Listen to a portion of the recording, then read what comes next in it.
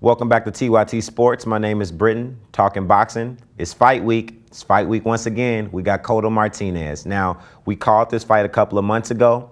It's getting closer and closer to the fight.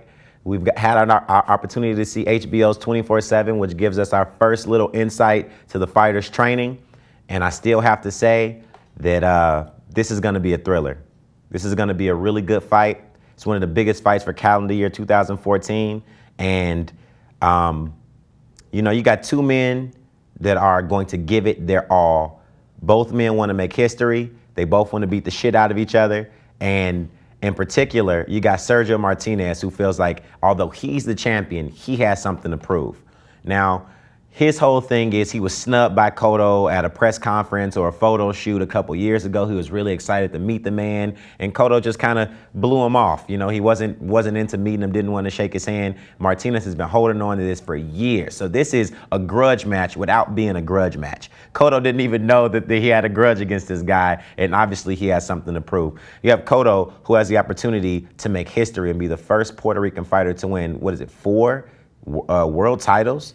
Man, if he can pull that off, he's definitely going down in the history books. He's already going to be a legend. But if he can pull this one off, this one is going to probably be the staple victory of his career. If he doesn't, it's going to be much like we expect it to be, and him getting beat down a lot. For me, I have to say that due to Sergio Martinez's his lateral movement, his jab, the fluidity of his movement, the combination punching, and just his sometimes willing to mix it up, I think he's going to overwhelm Miguel Cotto. You got to understand, Miguel Cotto was coming up, to fight legitimately at 160 for a middleweight championship, and I don't always think that he's fared well or looked well at 154.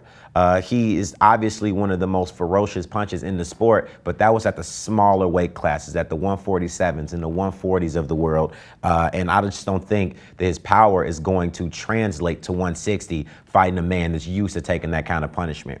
You got to think about it. Sergio Martinez, although, he is not even a true middleweight, he's used to taking that kind of punishment from those bigger guys. He was in there with the likes of a Chavez Jr., who, although didn't land much, landed sometimes, especially in that 11th and 12th round. And if he was able to weather that storm, I think he's going to be able to weather this storm just fine. I'm looking for Sergio Martinez to stop him either via cuts or the corner stepping in, possibly around 9 or 10. So this weekend, let's get ready for some boxing. Let's get ready for Cotto Martinez. It's going to be a good one.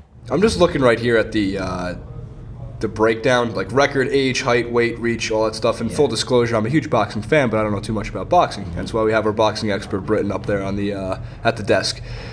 Two things stand out to me. Well, one, Martinez will be 39 on fight night, going against 33-year-old Cotto. Does that have any effect on, his age, wear and tear? Going to be a factor. I think that we are in an era where the preparation of fighters has kind of reserved their bodies and their abilities as such that they're not taking as much punishment during training. Thus, they don't take as much punishment during the fight. You got to understand, the fights are won in training. You prepare well, you're going to win the fight.